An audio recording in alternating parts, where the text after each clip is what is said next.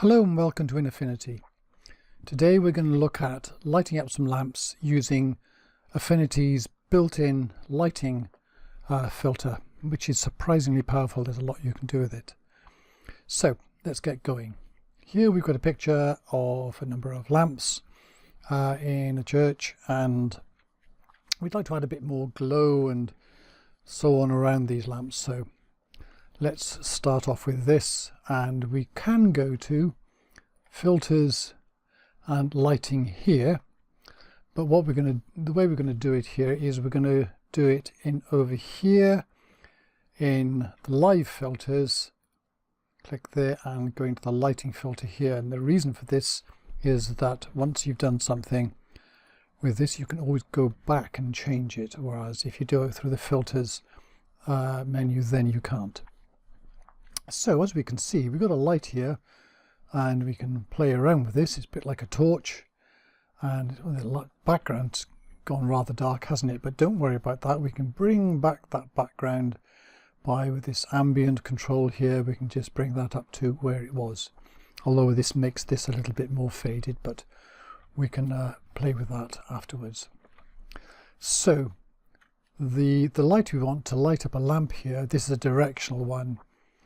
We're going to change the type to a point, and here we have, gosh, a great big one here, isn't it? So there's a spot in the middle and you can see the gradient going outwards, but we click on this outer circle and drag it in to constrain it, and then maybe we can drag the blue dot in the middle over the light, which is rather bright, but we'll worry about that in a bit. We're going to change the color here, so we'll click on the color and we'll use the color picker here, click and drag that up to colors up here. That one will do. Let's put that here, so click that again to make that the color we're going to use, and this will make this a bit more of a glow that we want. So we leave this running here, and we can drop that out, and we can play with them, the size and so on here. The controls here are often reflected by things you can do on screen. It's usually easy to do them on screen. So what we'll do next is we will look down here and we're going to look at opacity. We can take that down a bit and see that brings back the light. It doesn't burn that out.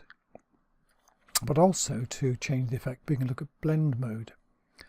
So, and we can literally scan down these here and see what they do until we get to one that we kind of light.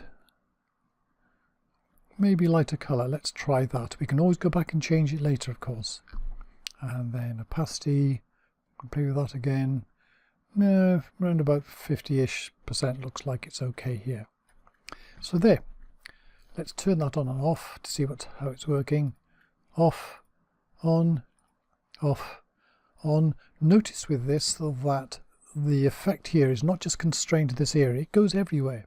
It'll spill quite a long way out because it's simulating a light. So for example, if you look at this painting over here, as we turn this on and off, see it's affecting it, which is perhaps a good idea if we're making something look like a light. So what we can do now is we can have more lights within this same control. So if we click on add, now we've got one of these here, and we can drag this around. Some of these controls that say you do with sliders, but it's easier to do it from here. That's a bit wide, isn't it? So let's bring that in a bit, and so on. But now what we're going to do here is change the color again. So I'll click on color and do the color picker, drag that out. I'll pick it from somewhere up here and click on that. Now it's a bit dark. Let's go down to so a lighter yellow, because when we've got a beam of light, it fades more. You don't want it to be too strong a color.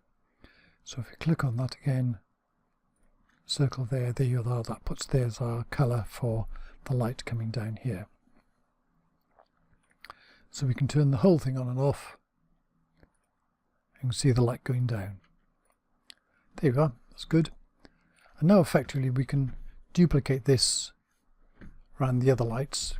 And a way to do this a bit more quickly is to go to this one here, right click and just duplicate this filter. So we've got a second one now, it's on top. So if we click on the move tool, that can let us do it. No, what we're going to have to do is click on that layer. Double click on that. There we go. When you've double clicked on it, you're bringing up the lighting one, and now you can see it. So you only see one at a time here. I've got two lights, but you can only change one at a time. So I'm going to drag this one to another light and bring this down a bit and click on the second light, which is this one here, and there, that's the one we moved it sideways, isn't it? And then we can bring this one down a bit. There we go. And that's okay here. Notice when we're doing this, by the way, the whole scene is getting brighter and brighter. So if we do this again for another one, so duplicate that again and double click on it. So we're dragging that to somewhere else. Let's bring out this one here and click on that, go down to the second one, which is the one underneath, and to drag it we move the middle one at the bottom, and there we go. Because light spreads out and spills everywhere for each one of these, the whole scene is going to get lighter and lighter. So what we can do at any time is we can bring this ambient light back down again to say we want this a little bit less. And see, when I go to one again, see, it's brought the ambient down on that as well, and we can repeat that for the others. So sometimes starting with the ambient a bit high might, if you've got a lot of these, might cause a bit of a problem, but you can see the effect here.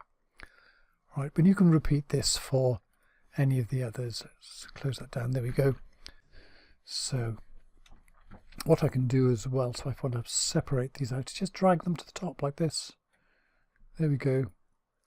Now if I shift, there we are, that one, and shift the bottom one, there we go. I've selected all three of them now, which means I can then right click there and change them into a group, so I can turn them all on and off. That's what I was trying to do. So there you go, off, that's the original, before, after. Before, after. So you can see there when that was happening, some of the light here, if you wanted to turn this down, you'd have to go around each one and turn them down individually. But you get quite a subtle effect here. This works particularly well if these lamps were not lit at all, and this could add light where there was no light at all. But you can see the effect, it's pretty good, and this is one of the options you've got for lighting up lamps. So thank you very much for watching.